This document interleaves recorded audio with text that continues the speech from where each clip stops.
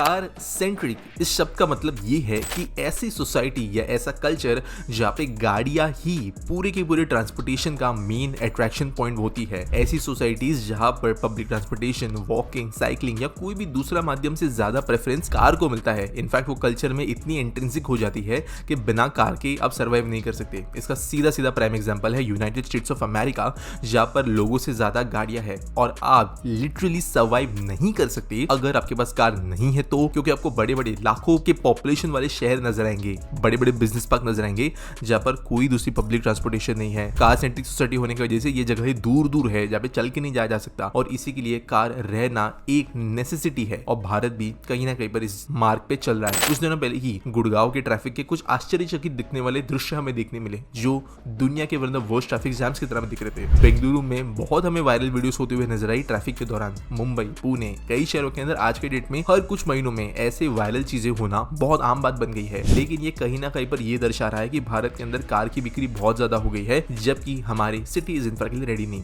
इस वीडियो के अंदर मैं इस आर्ग्यूमेंट के ऊपर भी बात करूंगा कि क्या हमारे शहरों के अंदर कार सेंट्रिक इंफ्रा बनाना चाहिए या नहीं। मुंबई का कोस्टल रोड हो गया, दिल्ली के रिंग रोड्स हो गए, बेंगलुरु के अंदर भी बन रहे कई प्रोजेक्ट्स हो गए। क्या ये देश के अंदर सही या गलत? क्योंकि कई सारे लोग जो वेस्टर्न अर्बन प्लानिंग को फॉलो करते हैं वो इन प्रोजेक्ट्स का अपोजिशन करते हैं और कहते हैं कि देश के अंदर अब और रोड्स बनाने की जरूरत नहीं है क्योंकि हम उससे ट्रैफिक को सॉल्व नहीं कर सकते। और कुछ हिस्सों में वो बातें सही है, लेकिन इस विषय को बाद में एड्रेस करेंगे। पहले ये जानते हैं कि क्या इंडिया सच में कार सेंट्रिक बन रहा है और अगर बन रहा है तो क्यों। अब सीधा सीधा जवाब इसका यही है कि देश के अंदर कार सेंट्रिक नेचर और कल्चर आ रहा है क्योंकि देश के अंदर हर कंपनी की हर गाड़ी की सेल सालाना बहुत बड़े लेवल पर ग्रो हो रही है। लंबोर्गिनी, मैक्लारेन, इवन फरारी, इन जैसी कंपनीज के लिए आज के डेट में भारत सबसे ज्यादा फास्टेस्ट ग्रोइंग मार्केट है। और मैं यहाँ पे इसलिए नहीं कह रहा हूँ क्योंकि ये काफी ज्यादा फेमस गाड़ियां है। ये गाड़ियां 4 करोड़ से ज्यादा कॉस्ट करती है ऑन एन एवरेज और इनकी सेल्स भारत में 86% से ग्रो हुई है पिछले साल। लग्जरी कार सेगमेंट भी जो है वो 30 से 40% में ग्रो हो रहा है और normal cars literally tens of thousands की संख्या में बुक होती है लॉन्च होते ही तुरंत, वो भी डीलर्स के पास आने के पहले ऑनलाइन बुकिंग में ये संख्याएं मिल जाती है। और इसीलिए हर कंपनी भारत पे फोकस कर रहे हैं। मैक्लारेन, लैम्बोर्गिनी ने कहा भी है कि इंडियन मार्केट पे वो बहुत ज्यादा फोकस करेंगे और बाकी कार मैन्युफैक्चरर्स तो आप देख ही रहे हैं पिछले कुछ सालों में बहुत ज्यादा इंडियन मार्केट पे फोकस कर रहे हैं। टाटा, महिंद्रा, मारुति सुजुकी ये अफोर्डेबल और अच्छी गाड़ी बनाने के लिए इंडिया का नाम अब बाहर के देशों में कर चुके हैं और इसीलिए भारतीयों के पास में आज कार के ऑप्शंस और कंपनीज के द्वारा मिलने वाले अटेंशन की कमी नहीं है। और अब उनको खरीदने के लिए क्या चीजें वायबल बनती है वो समझते हैं। पहला है increase in per capita income. 31 मई 2023 को पब्लिश हुई लेटेस्ट प्रोविंशियल एस्टिमेट के अनुसार भारत का जो कांस्टेंट एनएनआई या नेशनल कैपिटल इनकम था वो ग्रो हुआ है 35.12% से साल 2011 से लेकर 23 तक और अब ये स्टैंड करता है 98,374 रुपीज पे। अब ये बात हमें समझना जरूरी है कि पर कैपिटा इनकम यानी हर इंडिविजुअल से डिवाइड किया गया इनकम, इसलिए एक फैमिली की इनकम यहाँ पर उसके number of members into per capita income के हिसाब से हमें कैलकुलेट करनी चाहिए। और अगर हम इंडिया जैसे देश के अंदर 4 लोगों की भी फैमिली मेंबर की संख्या पकड़े तो तकरीबन 4 लाख रुपए देश के अंदर एवरेज फैमिली इनकम हो गई है। ऑब्वियसली रीजन,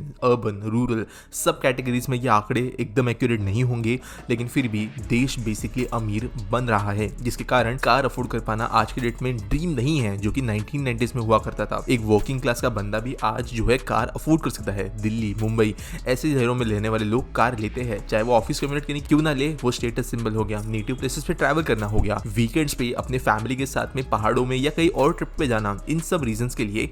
और दूसरा रीजन जो इस चीज को एनहांस कर रहा है वो है इंक्रीज इन फाइनेंसिंग। 1990s में अगर आप घर गाड़ी खरीदने जाए तो आपको रोकड़ा लेके जाना पड़ता था सूटकेस भर भर के, लेकिन आज ऐसा नहीं है। आज आप 10-15% का डाउन पेमेंट डाल के भी बहुत बड़ी लोन अमाउंट्स ले सकते हो कार्स खरीदने के लिए। इनफैक्ट होम लोन्स के बाद में अगर अमाउंट के हिसाब से देखें कि सबसे बड़ा सेगमेंट क्या है इंडियन बैंक्स के लिए लोन देने के लिए, तो वो है व्हीकल लोन। 47% की इसकी ग्रोथ हुई है पिछले साल में। और देश के अंदर तीसरा ऑप्शन जो हमारी कार मार्केट को बहुत ज्यादा इंपॉर्टेंट बना रहा है, ग्रोइंग बना रहा है, वो है डाइवर्स ऑप्शंस इन मार्केट। हालांकि यूएस या यूरोप की कुछ कंट्रीज जितना हमारा अभी भी मार्केट डाइवर्स नहीं है ऑप्शंस के हिसाब से, लेकिन अभी भी अगर हम बजट सेगमेंट से लेके micro SUV, mini SUV, compact cars, proper SUV, luxury segment, sports car, utility vehicles, commercial vehicles, सब चीजों के हिसाब से देखें तो भारत के अंदर बहुत ज्यादा ऑप्शंस अवेलेबल है। इंडियन ब्रांड्स हो या फॉरेन ब्रांड्स, इंडिया के अंदर मैन्युफैक्चर्ड हमें कंपनीज देखने मिलती है। इनफैक्ट देश में जितनी गाड़ियां मैन्युफैक्चर होती है और जितनी बिकती है उससे ज्यादा गाड़ी इंडिया में बनकर बाहर एक्सपोर्ट आज होती है। और टू व्हीलर्स की बात ये और ज्यादा बड़ी है, बट हम यहाँ पे कार्स की बात कर रहे हैं और इसीलिए एक अच्छा इकोसिस्टम बन गया है जहाँ पर देश के अंदर गाड़ियां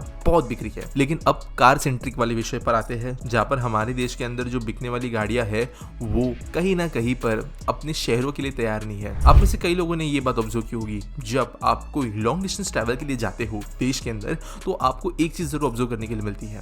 ट्रैवलिंग का बहुत बड़ा टाइम जो है वो स्टार्टिंग और एंड मोमेंट्स पे लगता है, अगर वो शहर रहे तो। अगर मैं खुद का एग्जांपल लूं तो मेरा नेटिव प्लेस तकरीबन 400 किलोमीटर दूर है मेरे घर से, और यहाँ पर तकरीबन हमें 6 से 8 घंटों का समय लगता है depending on time of the day. लेकिन इस 8 घंटे के अंदर तकरीबन 2 घंटे का समय मुझे आखिर के 14 से 16 किलोमीटर में ट्रैवल करने के लिए ही लग जाता है, क्योंकि ये प्रॉपर अर्बन एरिया आता है जहाँ के रोड्स नैरो है, ठीक से मेंटेन नहीं किए गए, ट्रैफिक कंजेशन है और बहुत ज्यादा करप्ट पॉलिटिशियंस के द्वारा बेकार तरीके से रखे गए हैं। हालांकि जो बचा हुआ तकरीबन 350 किलोमीटर का सेक्शन है वो मैं 6 घंटे के अंदर इजीली कवर कर लेता हूँ, क्योंकि रोड क्वालिटी बहुत अच्छी है घाट्स होने के बावजूद। और इसीलिए देश के अंदर बाहर की जगह पे ट्रैवल करना, गाँव में किसी टूरिस्ट प्लेस पे कार से ज्यादा अच्छा बन जाता है और लोग इसको प्रेफर भी कर रहे हैं। लेकिन सिटीज के अंदर एक नाइट पर बनती है और ये एक रीजन भी बनता है कि लोग गाड़ियां खरीदती भी है। कई लोग सिर्फ लॉन्ग डिस्टेंस के लिए गाड़ियां खरीदते हैं। दूसरा प्रॉब्लम है ये अर्बन और बाहर का, कि रोड की मेंटेनेंस कैसे हो रही है। NHAI के द्वारा बनाए गए रोड जो है, नेशनल हाईवे, वो हाई स्टैंडर्ड है, मेंटेन्ड है और आपको ये देखने मिलते हैं चाहे वो 2 लेन में ही क्यों ना हो। लेकिन शहरों के अंदर घुसते ही कई हमारे देश के अंदर प्रॉब्लम सच ऐसे है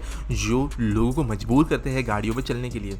एक कॉर्पोरेट एम्प्लॉय जो बेंगलुरु, हैदराबाद जैसे जगहों पर काम करता है, उनके लिए अच्छा पब्लिक ट्रांसपोर्टेशन अवेलेबल नहीं है। बसेस में क्राउड है, मेट्रो में क्राउडेड है, ट्रेन में क्राउडिंग है, तो वो कहीं ना कहीं पर कार्स को प्रेफरेंस देते हैं। हालांकि ये उनका समय ज्यादा लेता है, लेकिन कहीं कहीं पर वो कंफर्ट जो कार ले आता है उसको लोग आज के डेट में ज्यादा अफोर्ड कर सकते हैं और ट्रेन्स वगैरह को प्रेफर नहीं करते। और ये एक रीजन है कार सेंट्रिक नेचर इंडिया में आने के पीछे। दूसरा रीजन ये है कि देश के अंदर बहुत ही घटिया प्लानिंग है, जिसके कारण कई एरियाज ऐसे हैं जो कि पब्लिक ट्रांसपोर्टेशन से कनेक्टेड ही नहीं है रोड को छोड़ के।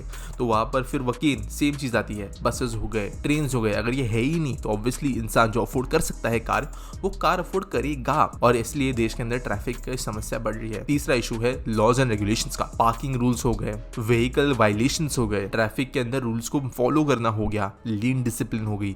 ये कई चीजें देश के अंदर कोई फॉलो नहीं करता, कि हमारे यहाँ पर लाइसेंस प्रसाद की तरह बिकते हैं, और अगर लाइसेंसेस गवर्नमेंट ढंग से देना शुरू करे तो RTOs का धंधा खत्म हो जाएगा। और इसके ऊपर प्रोबेबली मैं कभी फ्यूचर में वीडियो बनाऊंगा भी। लेकिन ये सब ऐसे रीजंस हैं जो देश के अंदर कार सेंट्रिक नेचर सेल्स के सबसे तो बढ़ा रहे हैं, लेकिन इंडियन सिटीज को रेडी वो नहीं कर पा रहे हैं गाड़ियों को हैंडल करने के लिए। अब इसका सोल्यूशन क्या है? हम अभी भी इंफ्रा में बहुत पीछे है। मेरे हिसाब से हमें सबसे इंपॉर्टेंट ये है कि हर बड़ा शहर बहुत ज्यादा अच्छा पब्लिक ट्रांसपोर्टेशन प्रोवाइड करे। यहाँ पे सिर्फ मेट्रोस या बस रूट से बात नहीं कर रहा हूँ, लेकिन जिस तरीके से रिसेंटली दिल्ली में RRTS का इनॉग्रेशन हुआ, वैसे सैटेलाइट टाउन्स को कनेक्ट करने वाली हाई स्पीड कनेक्टिविटी, बहुत ज्यादा dense network of metros, buses, last mile connectivity, publicly shared vehicles, चाहे वो बाइक्स हो या 2 व्हीलर्स या 4 व्हीलर्स, ये सब जो है अगर सही से बनता है तो कंफर्ट के साथ में एक अच्छा कमाने वाला इंसान भी इन चीजों को यूज करेगा। लेकिन हमारे देश में ये चीजें होना दूर है, इसलिए दूसरा ऑप्शन निकल कर आता है जैसे आज के डेट में हो रहा है, वो है building infra necessary for cars, और इसको ऑपोजिशन देखने मिलता है। प्राइम एग्जांपल है मुंबई का कोस्टल रोड। लोग कहते हैं कि ट्रैफिक कंजेशन रूट्स बनाने से नहीं घटता, जो कि सच है। लोग ये भी कहते हैं कि ज्यादा रोड इंफ्रा बनाना बहुत कम लोगों को बेनिफिट करता है, जो आज के डेट में सच है।